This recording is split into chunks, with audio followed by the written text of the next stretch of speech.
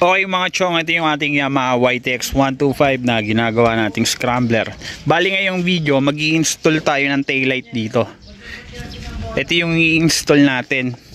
Ito yung in-unbox natin nung nakaraang video. Ayan. Kakabit natin to ngayon.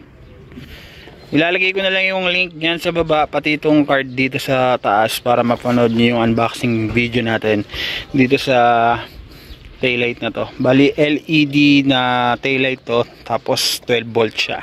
Ayan, yung kakabit natin.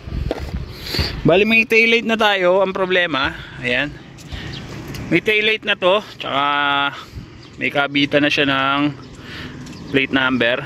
Bali tinanggal ko muna yung plate number. Ang problema, nag short siya. Ito yung bulb nya, tsaka ito yung socket. Ayan, pakita ko sa inyo. Nag short. Kaya pala pansin ko na itong mga nakaraan, wala na pala akong ilaw sa likod, wala na akong taillight. So itong bulb na to, kakapalit ko lang din nito. So yung original bulb nya kasi napundi rin agad. Madaling mapundi yung original bulb na ito, kaya binilan ko na ito. Pagkabili ko na ito, ayan, nung napansin kong wala akong taillight, ganito na pala ang nangyari. Parang nag short siya, tapos yung ibang mga wirings parang nagdikit-dikit. Ayan, no? Parang ito, parang hindi kaya nung wirings. Ayan, no? Kita nyo ba? Ayan. Ayun nangyari sa wirings. Siguro dahil baka nabasa sa loob kaya nag short, kasi nag-uulan ngayon, medyo tag-ulan ngayon, kaya pag nagra-rides tayo siguro na papasukan ng tubig tong ganitong klaseng taillight, kaya siguro nabasa tapos nag-short. Ayan, kailangan natin ng taillight, baka kasi syempre masita tayo ng enforcer o kaya ng LTO, mahirap na. Kaya kailangan natin function yung mga ilaw natin, lalo na tong taillight, lalo na pagkagabi, di ba? So kaya bumili ako na itong taillight na to. So itong taillight na to, ilaw lang talaga siya. Ayan. So wala siyang mount ng plate number. Ayan. So didiskartehan ko kung paano ko ikakabit to nang hindi pinuputol to. Kasi hindi ko to makakabit nang hindi ko tatanggalin to o kaya puputulin itong part na to. Ayan. So pag-iisipan ko, didiskartehan ko muna kung paano ko siya ilalagay nang hindi pinuputol to. Pagka wala na tayong no choice, putulin na lang natin to. Ayan. So tara, kabit na natin to. Huwag na natin patagalin pa. Bale, ang una natin gagawin, syempre babaklasin muna natin tong upuan. Ayan, tatanggalin natin yan para makabit natin yon, kasi nasa ilalim ng upuan yung mga wirings na ito. Kaya tara, let's go. Ito, baklasin natin to gamit ang screwdriver na Philip. Tanggalin natin to. Yan, tanggalan natin yung side cover. Ito yung gagamitin natin dyan. Yan, 10mm. Yan. So dali lang naman yan. Yan, pagkatanggal natin ng bolt,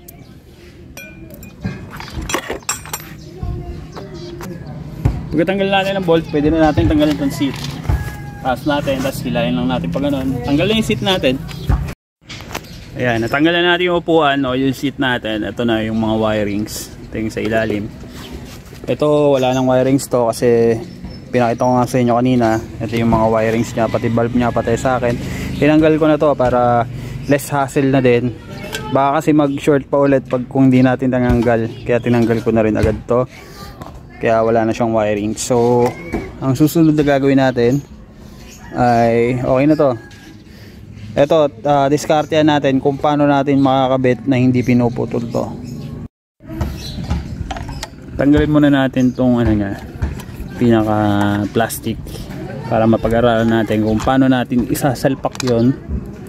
Sayang kasi pag pinutol natin, pwede pa naman natin gamitin yan. Socket lang naman ang problema dyan, tsaka bulb. Pwede natin bilan ng bulb at socket. Tapos pwede natin gamitin to sa ibang motor para magamit din, di ba? Sayang din kasi. Okay, tanggal na natin tong plastic niya. Okay mga chong, ayan, naikas ako. Ito yung option number 1 natin. Ayan, bali ni UP ko tong pinakakabitan ng ilaw ng ating lumang taillight. Ito, ni UP ko siya. Ayan, pinesto ko yung ating plate number para makita natin kung ano itsura. Tanggalin ko na ulit. So ayan ang itsura nya. So tinupi ko to, tong part na to. Tapos yung malaking butas, yun, pinasok ko yung mounting na itong bagong taillight natin o yung bracket. Ayan. Tapos dito sa ilalim may butas yan. Ayan. Diyan nakakabit yung bolts nya.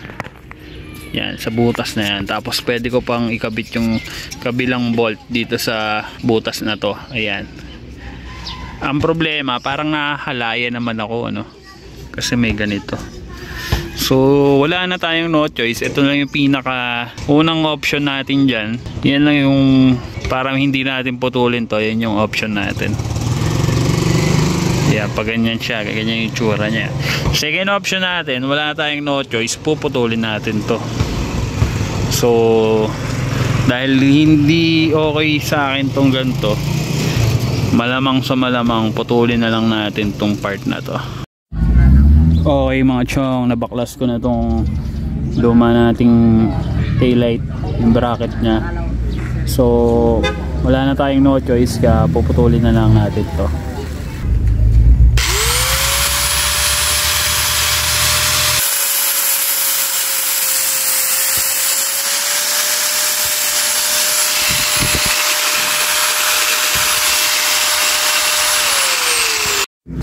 Okay mga chong, naputol na natin to. Pwede na natin isalpak ulit. Yan.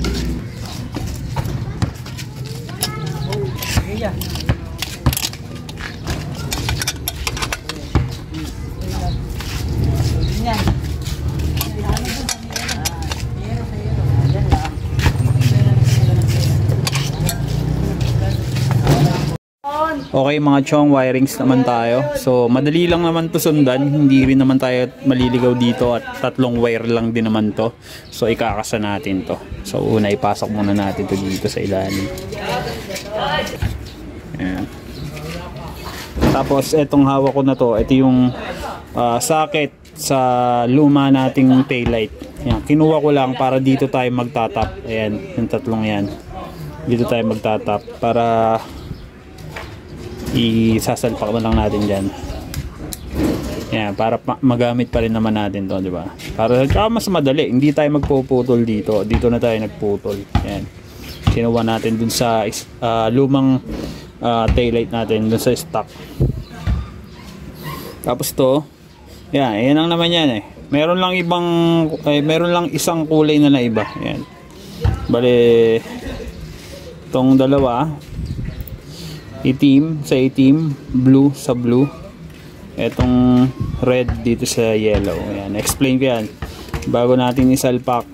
Iputulin muna natin itong mga copper na to para babalatan natin yan. Yun yung itatap natin doon, yun yung i-connect natin.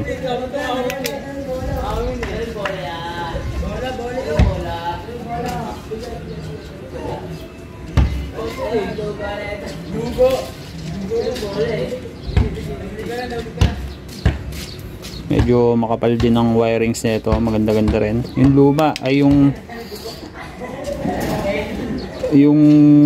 nakalagay na taillight. Nasaan ba yan? Ito, sobrang nipis lang na ito. Yung una nating sinalpak na taillight. Ito yung wirings niya. Ayan, sobrang nipis. Ayan. Kita nyo naman ang pagkakaiba. Manipis na ito, kaya siguro hindi kinaya yung power.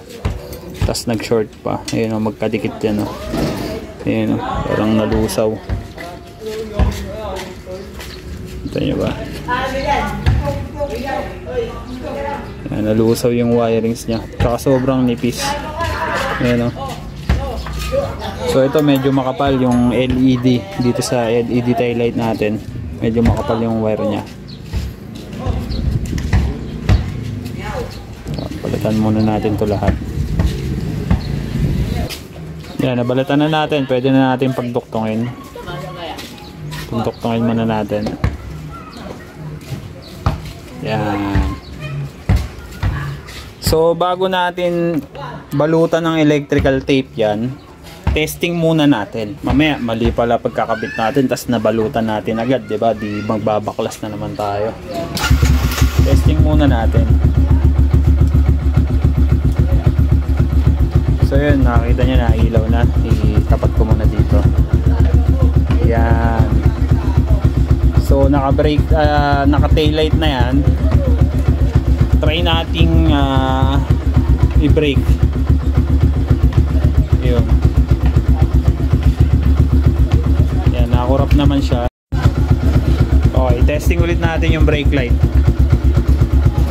So yan, pagka bine-brake mo siya, nailaw naman. Ayan, so tama yung pagkakakabit natin ng wire.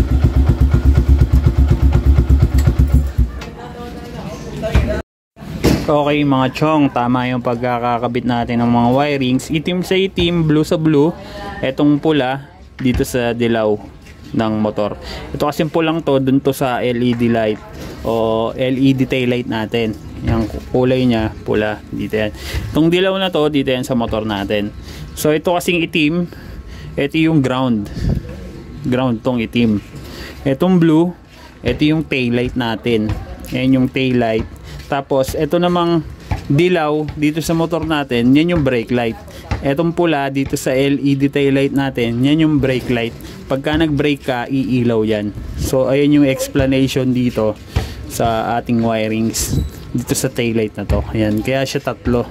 Yung itim, ulitin ko, yung itim ground, yung blue tail light, etong dilaw tsaka pula, yan yung brake light natin. So pwede na nating balutan to ng electrical tape para safety. So ganun lang mag-wirings, kayang-kaya nyo sundan. Tsaka pag bumili kayo na itong LED tail light na to, nakalagay naman dun sa picture sa Shopee yung mga wirings niya. Yan. Naka-indicate doon o nakalagay doon na kumparasan yung bawat wirings na yan. Yun nga, tulad ng nasabi ko, yung itim ground, yung blue tail light, yung pula brake light yan. Tapos dito naman sa motor natin, yung dilaw na yan, yan yung brake light. So balutan ko na to ng electrical tape.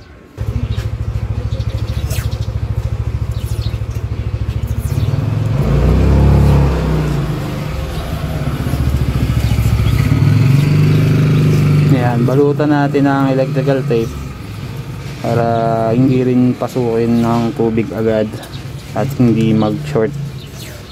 Delikado kasi pag nag-short yan, mapupundi na naman yan. Buti sana kung mapundi lang, eh baka pati yung ibang wirings madamay. Kaya mas maganda balutan na natin mabuti. Ayan.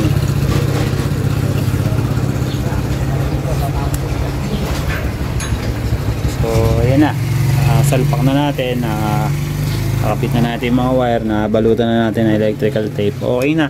So ibabalik ko na lang yung seat cover, yung upuan, babalik ko na lang, pati yung side cover, tapos okay na.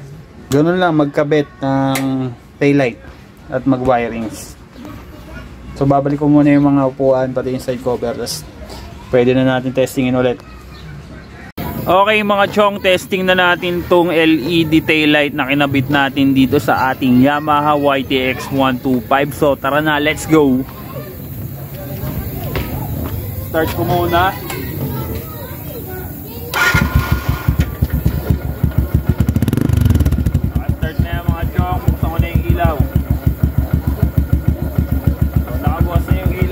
Ayan yung taillight nya. Ayan. Ayan yung taillight nya. Tapos testing natin kapag nagbe-brake tayo para umilaw yung brake light nya.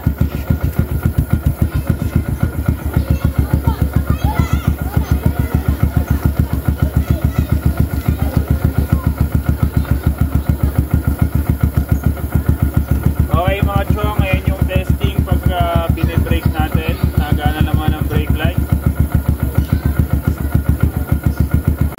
Okay mga chong, yan na yung in-install nating LED taillight dito sa ating Yamaha YTX 125. Dito ko natatapusin tong video na to. Sana makatulong tong video na to sa mga nagbabalak magpalit ng taillight dyan, sa mga nagbabalak maglagay or mag-install ng ganitong klaseng taillight. Ayan, panoorin nyo na tong video na to. At huwag nyo na lang kalimutan mag-like, comment, and subscribe at pindutin yung maliit na notification bell dyan para updated kayo sa mga video na ginagawa natin dito sa channel natin. So yun lang mga chong, peace, rock and roll, kita-kits next video.